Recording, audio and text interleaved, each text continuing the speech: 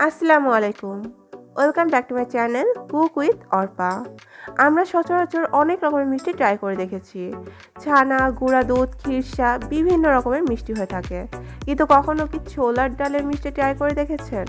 হ্যাঁ, আজকের এই মিষ্টিগুলো কিন্তু আমি ছোলার ডাল দিয়ে তৈরি করেছি আর মিষ্টিগুলো একদম পারফেক্ট এবং ভীষণ লোভনীয় হয়েছে। আমরা কিন্তু নরমালি ছোলার ডালের বরফিটা ট্রাই করেছি। ছোলার ডালের বরফি খেতে কিন্তু অসাধারণ লাগে। এই ছোলার ডালের মিষ্টিও কিন্তু বরফির থেকে কোনো অংশে কম না। তাহলে চলুন আমার সাথে সাথেই তৈরি করে নেওয়া যাক ছোলার ডালের মিষ্টি। ছোলার ডালের মিষ্টি তৈরি করার জন্য প্রথমে আমি এখানে 1 কাপ পরিমাণ সিদ্ধ ছোলার ডাল নিয়েছি আর ডালটাকে খুব ভালোভাবে সিদ্ধ করে তারপর পানি ঝরিয়ে নিয়েছি। ডালের মধ্যে কিন্তু কোনো এক্সট্রা পানি থাকা যাবে না, তাহলে কিন্তু মিষ্টি ভালো হবে না। এখন এই ডাউলটাকে খুব ভালোভাবে হাতের সাহায্যে একটু মাখিয়ে নিচ্ছি, যেন এখানে আস্ত কোনো ডাউল বা গুটলি বেঁধে না থাকে। একটু সময় নিয়ে এই ডাউলটাকে ম্যাশ করে নিতে হবে। আপনারা চাইলে কিন্তু এই কাজটা পাটায় পিষেও করে নিতে পারেন, তবে হাত দিয়ে করলেই ভালো হবে যেহেতু আমরা মিষ্টি তৈরি করছি। তো আমি একটু সময় নিয়ে ডাউলটাকে খুব ভালোভাবে ম্যাশ করে নিয়েছি। এই পর্যায়ে আমি এখানে দিয়ে দিচ্ছি 1 চামচ পরিমাণ ঘি। আর এখানে ঘিটা কিন্তু জমা অবস্থায় আছে, ঘিটা যদি মেল্ট করা যায় তাহলে কিন্তু এখানে 1 চামচই হবে। তো আমি এখানে 1 চামচ দিয়ে দিয়েছি, তো আমার মনে হচ্ছে একটু কম হয়েছে, তাই আমি এখানে আরও 1/2 চামচ পরিমাণ দিয়ে দিলাম। এবং ঘিটা দিয়ে আবারও খুব ভালোভাবে মাখিয়ে নিচ্ছি। এর পর্যায়ে আমি এখানে দিয়ে দিচ্ছি 2 চামচ পরিমাণ ময়দা। এখানে ময়দাটা দিলে কিন্তু বাইন্ডিং এর কাজ করবে, মিষ্টিগুলো ভাজার সময় আর ভেঙে যাবে না এবং মিষ্টিগুলো খুবই স্মুথলি বানানো যাবে। তো আমি এখানে টোটাল 3 চামচ পরিমাণ দিয়েছি, প্রথমে 2 চামচ দিয়েছিলাম এবং পরে আরও 1 চামচ দিয়ে নিয়েছি। ময়দাটা দিয়ে খুব ভালোভাবে একটু সময় নিয়ে এই ডাউলটাকে মাখিয়ে নিতে হবে। আর মাখাতে মাখাতে একটা পর্যায়ে দেখা যাবে যে ডাউলটার ভিতরে যে আঠালো ভাবটা হাতের সাথে এবং প্লেটের সাথে লেগে যাচ্ছে, সেটা আর হবে না। এটা একটা ডোয়ের মতো হয়ে যাবে এবং অটোমেটিক প্লেট থেকে উঠে চলে আসবে, যেমনটা আপনারা ভিডিওতে দেখতে পাচ্ছেন। তো এই পর্যায়ে আমার ডাউলটা খুব ভালোভাবে মাখানো হয়ে গিয়েছে।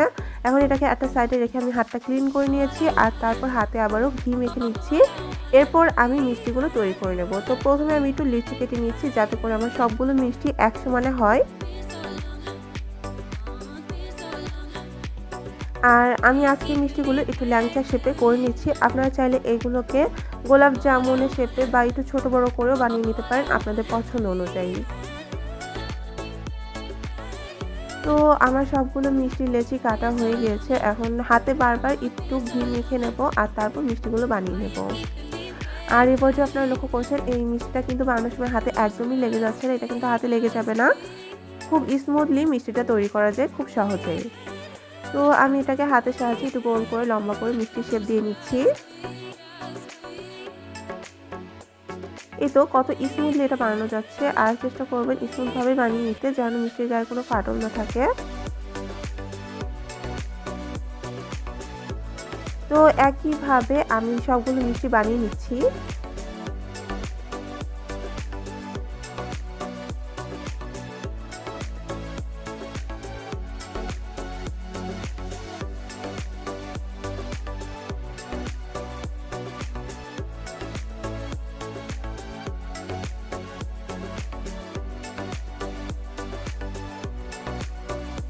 আমার এখানে সবগুলো মিষ্টি বানানো হয়ে গিয়েছে। এখন এই মিষ্টিগুলোকে তেলের মধ্যে ভেজে নিতে হবে। তার জন্য চুলায় আমি একটি পাত্রে তেল গরম করতে বসিয়ে দিচ্ছি। আর তেলটা যখন হালকা কুসুম গরম হয়ে গিয়েছে তখন এর মধ্যে এক এক করে মিষ্টিগুলো দিয়ে নিচ্ছি।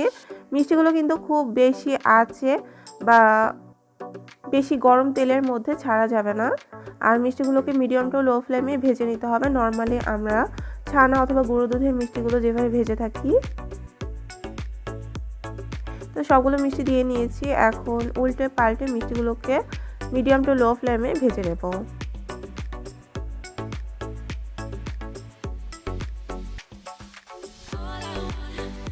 একটা পাশ যখন কিছুটা কালার আসতে শুরু করেছে তখন এগুলোকে সাবধানে উল্টিয়ে দিচ্ছি।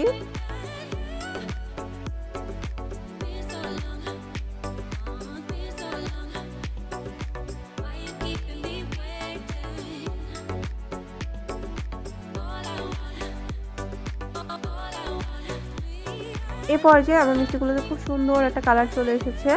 এখন মিষ্টিগুলো আমি তেল থেকে উঠিয়ে নিচ্ছি। তবে আপনারা যদি চান আর একটু গাঢ় কালার করে নিতে পারেন, অনেকটা কালো জামের মতো করে। তো আমি এরকমই কালারে রাখছি, দেখতে সুন্দর লাগে। মিষ্টিগুলো তুলে একটা সাইডে ঠান্ডা হওয়ার জন্য রেখে দিচ্ছি। আর এরপর আমি সুগার সিরাপটা তৈরি করে নিচ্ছি। সুগার সিরাপ তৈরি করার জন্য প্রথমে একটি প্যানের মধ্যে দিয়ে দিচ্ছি 1 কাপ পরিমাণ চিনি আর দিয়ে দিচ্ছি 2 কাপ পরিমাণ পানি।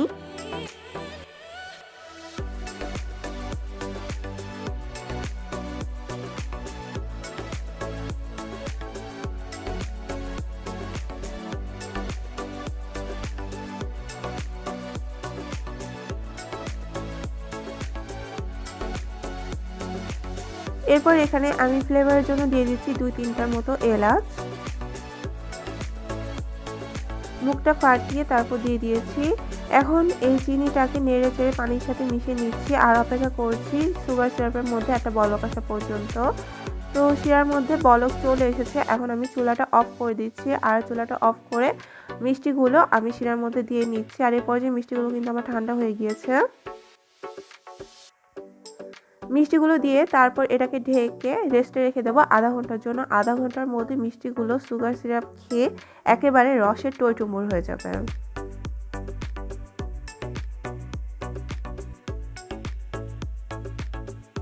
তো ফিরে আসছি আধা ঘন্টা পরে।